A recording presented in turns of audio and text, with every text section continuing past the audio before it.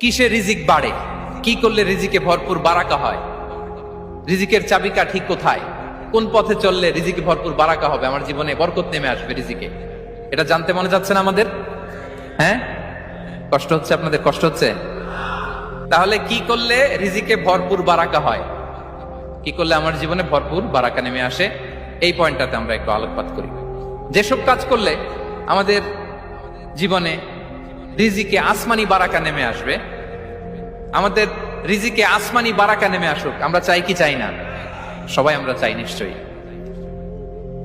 যে কাজ করলে রিজিকে আসমানি বারাকা আসে, এর এক নম্বর হচ্ছে তাকওয়াল্লাহ, আল্লাহর ভয়। আল্লাহ তাআলা বলছেন, ওয়া মাইয়াত্তাকিল্লাহা ইয়াজআল লাহু মাখরাজা ওয়া ইয়ারযুকহু মিন হাইসু লা ইয়াহতাসিব। যে আল্লাহকে ভয় করে, যে আল্লাহ সচেতন, আল্লাহ তাকে মাখরাজ, মাখরাজ মানে কি জানেন? ওই যে এক্সিট লেখা না এদিকে, এই এক্সিটকে আরবিতে বলে মাখরাজ।